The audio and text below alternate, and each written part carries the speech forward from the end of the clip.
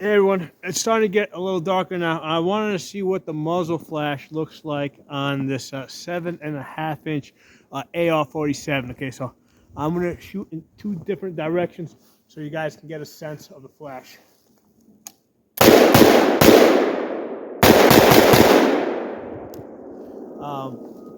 So yeah, while I was shooting, I can definitely see that there's a flash there. Now I am using just a standard A2 flash hider on this 7.62 by 3.9, 7.5 inches. Now, one of the interesting things here is that usually with the 5.56 in 7.5 inches, I almost always have to put a linear comp on here because it's like just stupid loud, okay? And even with the linear comp, a lot of times I have to double up on the ear protection. I'll put the cushions plus the earmuffs. With the 7.62 by 3.9, I can use just the A2 flash hider and just earmuffs. I don't have to double up on the ear protection. I'm not wearing the ear cushions on the inside. So the gun is the 7.5 inch in the 7.62 by 3.9 is noticeably quieter. I mean, it's not quiet by any means, but it is quieter than the 5.56. Okay. Now, I mean, I get similar results when I shoot a 300 blackout in 7.5 inches. Main difference is the 300 blackout tends to be a lot more expensive. Okay, so I did a whole video of this, kind of like the introduction to the video, because I had this idea. Hey, let me shoot this as the sun's going down, so we can see what the flash looks like. Now, one of the things worth noting is the optic over here, which has an absolute witness height. Right, it's about 2.5 inches over the bore. One of the interesting things to be aware of is when you're wearing like all this winter gear, right? It can be a little bit harder to get down to the gun, right? So when I get down on the gun, my circle dot, because this has a circle dot, is like near the top. Okay, I mean, I need to really push down to center it. So yeah, it would be a lot more preferable if this was just maybe a 1/4 inch higher. Okay, so instead of getting the instead of having the 2.5 inches height over bore, to have the 2 3/4, which I have on most of my guns. Yeah, when you're wearing winter gear, or just gear in general, right? Like it could be like a plate carrier, whatever. Yeah, slightly higher is a little bit easier to work with. Okay, but anyway, I thought that was worth pointing out and noting that this gun is shooting the 7.5 inch in 7.62 by 3.9 is definitely quieter versus 5.56 in the same barrel length. All right, so I'm gonna now get on with the rest of the video, which I shot earlier. You guys can check it out.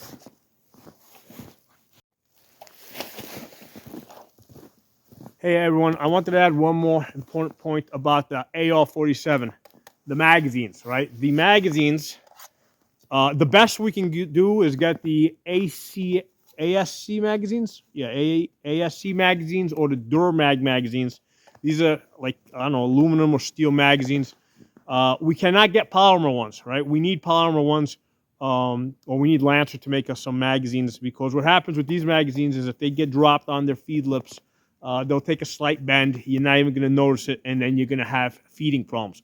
So the problem with the AR-47, okay, is it has the same problem that the Vietnam era AR-15, AR-15s, M16s had with the magazines, right? In fact, one of the reasons why the reliability of the AR-15 was questioned, and I'm going back 15, 20 years ago, was because of the magazines, right? At the time, we didn't know that the problem with the guns was the magazines. We just thought that the guns were faulty. But then when P80 came along and gave us the polymer magazines, it fixed all the problems. So, yeah, it's a great gun, but that's the thing that holds me back from, telling everybody that they should have it and that this would be a great SHTF gun.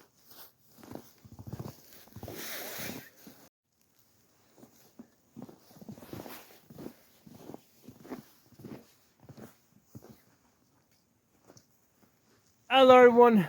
Welcome back, and happy January 19, 2025 snow day to y'all. Okay, so today we celebrate Biden's last day as the potato in chief. Okay, so to do that, we're going to shoot this AR-47 with the 7.5-inch barrel, and then we're going to talk about it. Okay.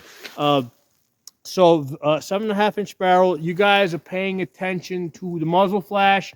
Also pay attention to the ejection pattern. Okay, the ejection pattern should be at about 4 o'clock. I'll shoot in this direction so you can all see it. Should make it a little bit brighter. Okay.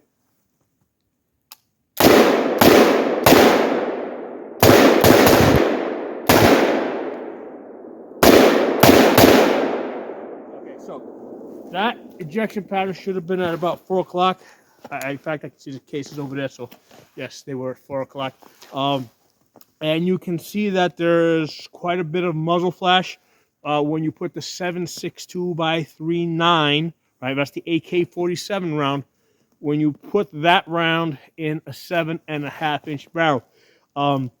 Now, keep in mind that the cartridge itself is like about almost like 2 inches long. So the bullet only gets about 5 inches of travel. Okay, so that's one of the things that a lot of times when we're talking about barrel length, right? You know, we're usually talking all the way from the end of the muzzle, right, to technically where it touches, like if you put a rod in there, where it touches the bolt face. Okay, I usually go, just because it's pretty close, I usually measure it to the beginning of the ejection port, right? Because that's where the barrel extension is, and it's pretty close. I get a pretty good approximation. But the point there is that 7.5-inch barrel, you only got about 5, maybe 5.5 inches of bullet travel. So first of all, let's talk about accuracy. How accurate is this? So with 5.56, 223, I usually get 4 to 5 inches at 100 yards. Okay, I've tried a bunch of 7.5-inch 5.56 AR pistols. The best I can get is 4 to 5 inches. If you guys have done better, please let me know. Or if you can point me to a video of any other video. Like, I'm curious, is there anybody out there that manufactures 7.5-inch 5.56 ARs, you know, that can get just inside of 2 inches, 1 MOA? I don't know. I haven't seen it. So with the 7.62 by 3.9, okay, stop for a second. Get the tape measure out. I was able to get a 2.5-inch group a few times today at 100 yards.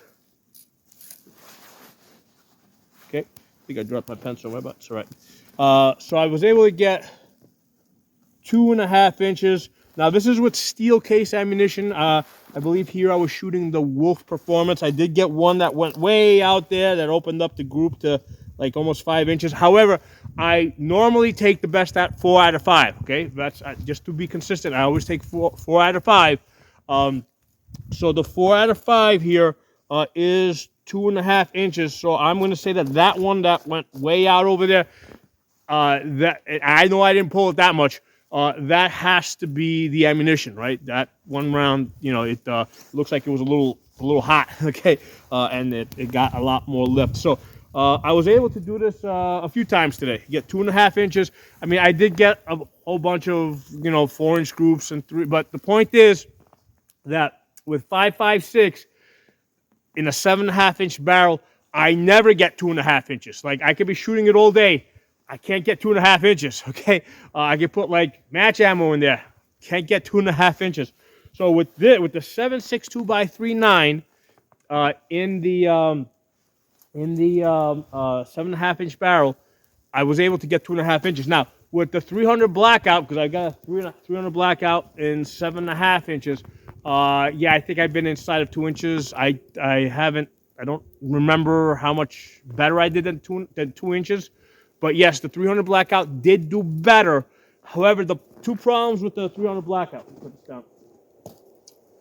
2 problems with the 300 blackout. Number one, it is a less powerful cartridge. I did a video several weeks back when I had nicer weather, where I was shooting a truck rim at 100 yards. Right when I was shooting the truck rim, the I shot it with an AK-47 in a 6-inch barrel. It penetrated the truck rim. I shot it in a 10-inch barrel. It penetrated the truck rim. When I used a 300 blackout, okay, even with the 16-inch, it could not penetrate the truck rim. So the 10-inch AK-47 with a 7.62 by 3.9 was able to beat the 16-inch 300 blackout. Okay. Now I did also try that test today on that same rim with the 7.5-inch, and no, it could not penetrate the truck rim. But based on what I saw on a 10-inch and a 16-inch, I'm going to bet that this 7.5-inch 7.62 by 3.9 is going to have significantly more power than 300 blackout in the 7.5-inch. I'm waiting for some better weather to basically run it through a chronograph, because in order for my chronograph to work, I pretty much need the sun directly overhead, or almost that overhead. This time of year in January, the sun rarely gets, it doesn't get higher than 30 degrees where I'm at, okay, up here in Northeast PA. So I never get the sun overhead, so I get really bad readings or no readings or false readings. So I just gotta wait until I get into the spring to test it out. Okay, so let's talk a little bit more about this snow-covered gun. Okay, so this upper, okay, was given to me as a gift by somebody. Okay, so now it didn't have the charging handle. It didn't have the bolt in it, and it was actually the inspiration, or the motivation rather, for me to get my 16-inch AR-47, which I've come to love. Okay, so I'm really glad that this guy gave me this 7.5-inch, because I was gonna just get a bolt for this, and like, you know what? Why just get the bolt? Let me just get the entire upper, because the entire upper was something like $240, right? With the bolt, right? So I'm like, you know what? Let me just get the upper, and then I got like a point of comparison, right? So right now, it's using the bolt that was in the 16-inch, right? And this lower is basically it's a pistol lower that I use for a whole bunch of different other AR pistols. So this upper here doesn't have its own dedicated lower. Not yet. I mean, it has to earn it. Okay, that's how I feel about these things. They have to earn their own lower. So right now it's sharing it. So today when I was shooting this, I'm using this Romeo 4. So this is kind of like a hand-me-down optic. It's basically like one of the older, cheaper ones that somebody is letting me use right now. They basically left it for me to test out and review. It's nice. It's got a circle dot. Okay, so I like having that circle dot, especially if you can get it in an older budget optic. It's digital with the up and downs. But in order for me to get a nice group at 100 yards, right, I have to put a magnifier behind the gun. Okay, so normally, if I'm trying to get the best groups I can, I'll use my Vortex 6X, okay, 6 magnification. However, this red dot, this Romeo 4, sits a little bit lower. So basically, this will give you an absolute co-witness as opposed to the lower 1/3 co-witness. So because it sits a little bit lower, and my Vortex, basically, I've got risers in there so that it sits a little bit higher. Basically, I would have had to get the screwdrivers out and remove the risers. And that's not something I wanted to do today, okay? I didn't want to sit there fiddling with screwdrivers and trying to get the risers out. So I have this this magnifier from Feyachi, okay? Feyachi. It's a variable 1.5 to 5. And I've done a couple of reviews on this. It is a budget magnifier. It's somewhere between $80 to $100. I'll put a link below in case you guys are interested in it. So this is a budget magnifier. And here's the thing, it does have, like I did a review on it, it does have a pretty tight eye box, okay? The eye relief is pretty decent. It's somewhere about 2 inches out. So the up until now I've been using it, I've been like kind of like almost like hyper focused on how good the magnifier is working. Today, I just wanted to get on the gun and basically test the upper, right? So I wasn't so much thinking about the magnifier. I just saw, hey, this is a magnifier that matches up with this red dot, this Romeo 4. So I don't have to put any riser or anything in here. It matches up. I'm like, okay, it goes up to 5 magnification, and I'm like, okay, that's what I'm using. I'm using this thing today. So going into it with the mentality that, hey, I need to get this done. This is the one that fits. This is the one I'm going to use. And basically, I just got on it. It works fine, man. It worked pretty good. I wasn't thinking about all the eye boxes too tight and stuff like that. I mean, I just got on it. I got in position. I took my shots. I did it a whole bunch of times. And it wasn't until like the very end when I was about to do this video and I'm thinking about this and how everything worked out. And I'm like, hey, you know what? This worked out pretty good for me. This magnifier, it was convenient. Worked out pretty good. The only thing that I did find a little annoying is it does have this locking mechanism.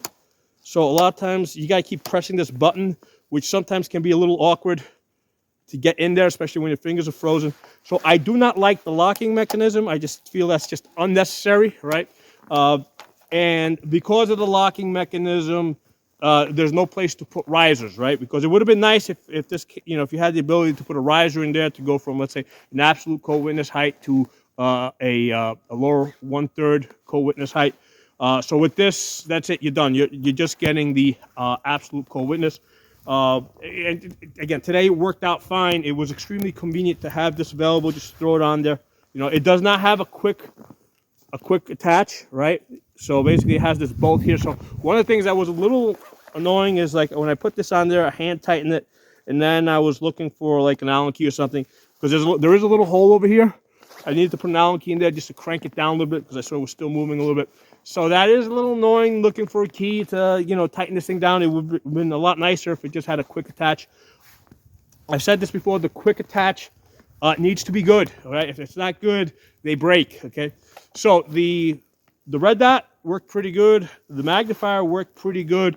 All in all, I think that these things are very well matched to the capability of this 7.5-inch 7.62 by 3.9 AR-47 because I mean the thing is shooting like 2.5 inches at 100 yards. Okay, maybe on a day that it's not like freezing and snowing, because it's like 20 degrees right now and it's snowing. It's actually it was actually difficult to see the target.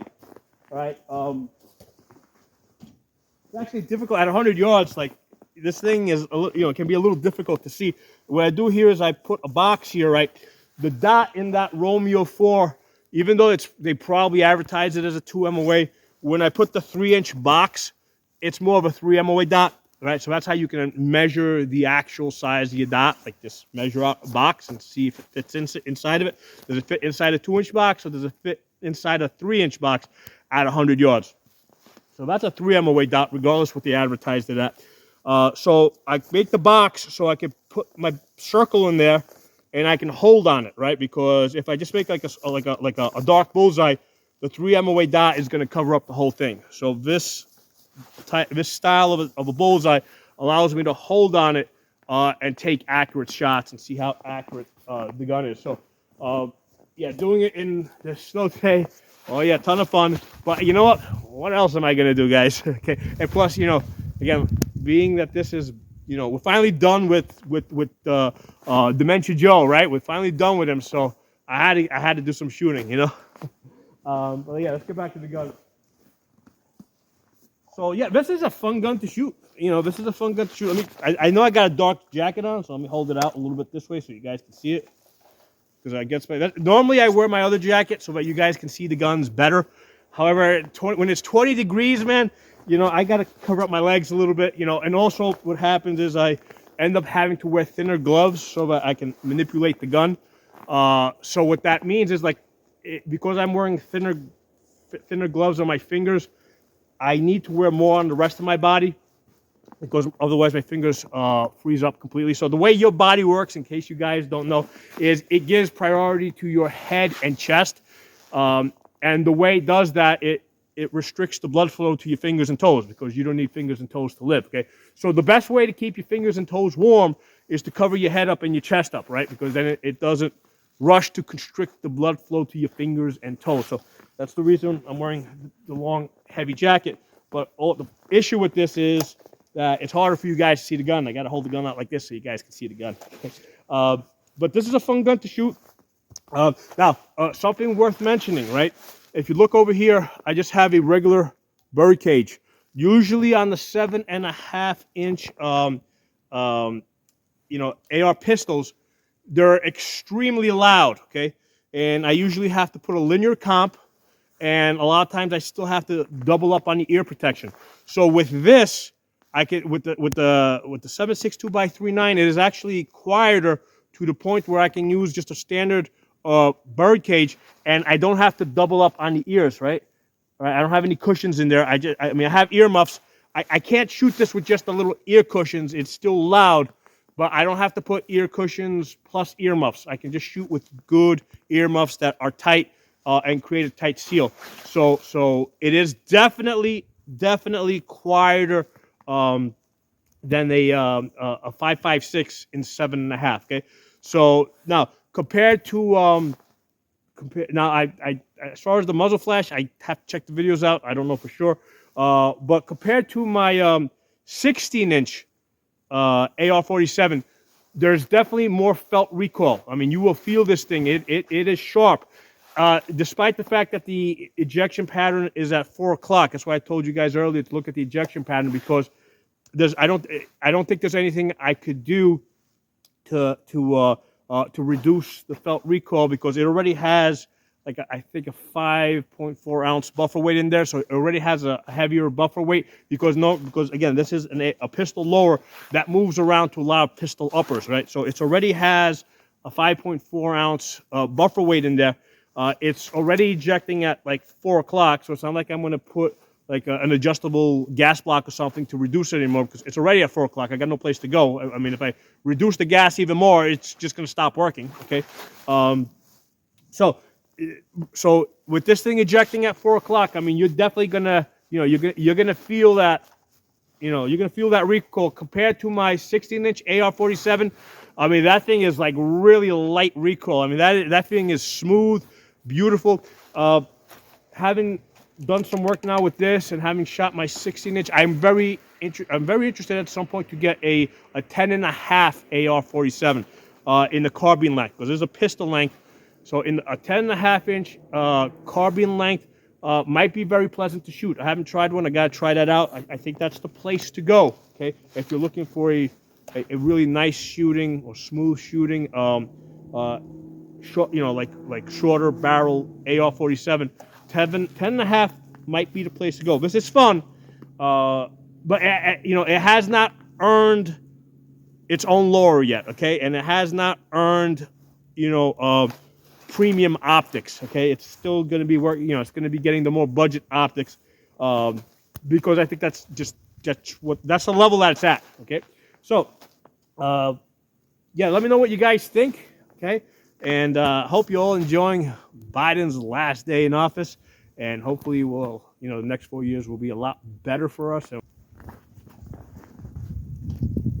right, guys. So thanks for watching. Drop some comments. I'll talk to you all soon.